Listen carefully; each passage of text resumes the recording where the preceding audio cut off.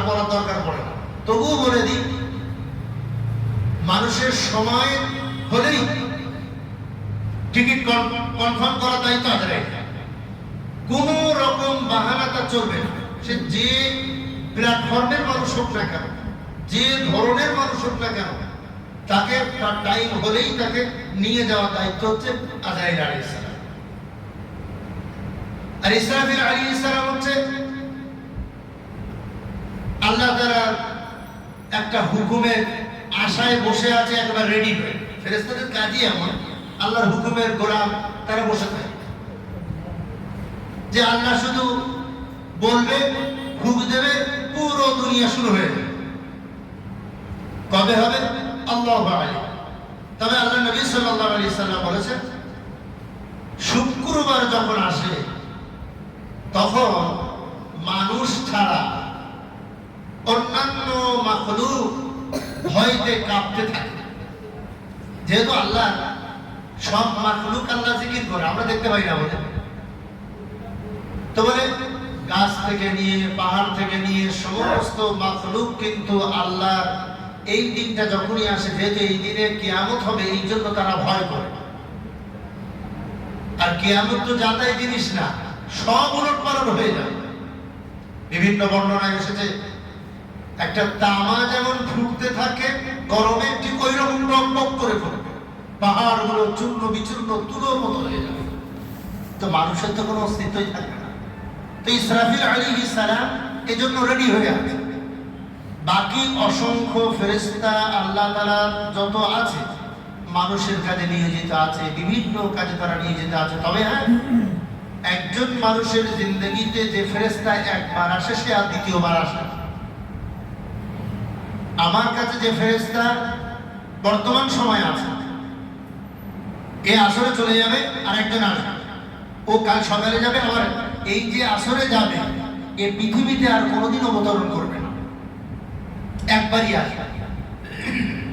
আমার জীবনে প্রতিদিন মানে 24 ঘন্টায় দুজন করে ফেরেশতা বদল হয়, এরকম প্রতিটি মানুষের হয়।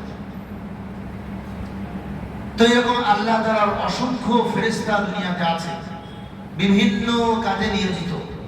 তো ঠিক তেমনি আমাদের যারা সিকিউরিটি দেন, আমাদের হেফাজতের জন্য যারা ডিউটি করেন, তারা কিন্তু আমাদের বন্ধু। আব্বাস রাদিয়াল্লাহু তাআলা আনহু বলেন, আল্লাহ নবী সাল্লাল্লাহু আলাইহি ওয়াসাল্লাম বলেছেন, তোমরা ফেরেশতাদের দেখে একটু লজ্জা করো। ফেরেশতারা থাকলে এখানে বিশেষ করে মানা করা হয়েছে, উলঙ্গ হতে নিষেধ করেছে। বিশেষ করে মানা করেছে, উলঙ্গ হতে নিষেধ করেছে। কারণ মানুষ যখন উলঙ্গ হয় তখন ফেরেশতা তার কাছে থাকে না।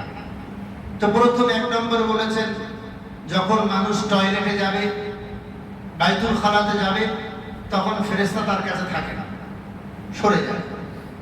2 নম্বরে যখন স্ত্রী সহবাস করে, তখন ফেরেশতা তার কাছে থাকে না। 3 নম্বরে যখন মানুষ গোসল করে, তখন ফেরেশতা তার কাছে থাকে না। এই 3টে সময় শুধু ফেরেশতা থাকে না। তবে এই হাদিসে এটাও বলা হয়েছে, যখন মানুষ বাইরে গোসল করে, খোলামেলা জায়গায় যখন গোসল করে, অবশ্যই সেজন্য কিছু পর্দা ঘিরে নিয়ে গোসল করে। আল্লাহ নবী সাল্লাল্লাহু আলাইহি ওয়াসাল্লাম যখন সফরে থাকতেন, তো সাহাবাদেরকে বলতেন পর্দা ঘিরে দিতেন, তার মধ্যে গোসল করতেন। খোলামেলা জায়গায় গলে, টিউবকলে বা পুকুরে খোলামেলা গোসল করতে নিষেধ করেছেন। কারণ এখানে ফেরেশতারা লজ্জা বোধ করে, কারণ ফেরেশতাদের বলা হয়েছে ফেরেশতারা অত্যন্ত লজ্জাশীল, তাদের লজ্জা লাগে কারণ খোলা বাদাম দেখতে।